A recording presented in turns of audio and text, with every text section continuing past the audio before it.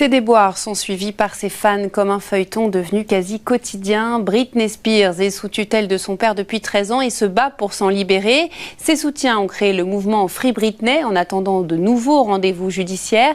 Elle semble chaque jour plus déterminée. Elle affirme maintenant qu'elle ne se produira plus sur scène tant que son père gérera sa carrière. Ingrid Carré. Elle ne dansera plus que chez elle, de son salon et devant les réseaux sociaux.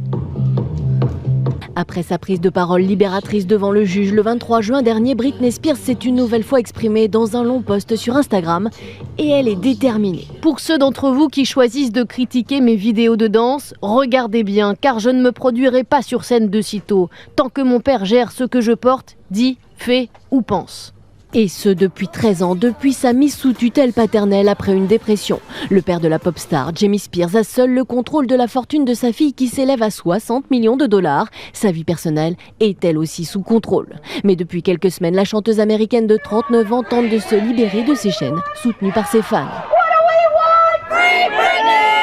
Le mouvement semble désormais trouver de l'écho. Britney Spears vient de gagner une première victoire. Elle a eu le droit de choisir son propre avocat et il passe à l'offensive.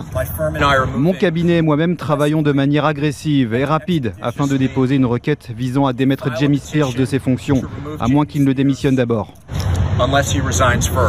Les hostilités sont lancées pour sortir la pop star de cette emprise toxique. C'était littéralement du patriarcat, parce que je pense pas que une star masculine aurait été traitée de la même manière et infantilisée de la même manière. Hein. Et Dieu sait que que vous avez à Hollywood des stars masculines qui ont eu des problèmes très sérieux, par exemple au niveau de la drogue, de l'incapacité à gérer leur patrimoine, et eux ne se retrouvent pas dans une situation pareille. Hein. La chanteuse affirme que cette tutelle a tué ses rêves, un cauchemar qui prendra peut-être fin le 29 septembre, date de la prochaine audience.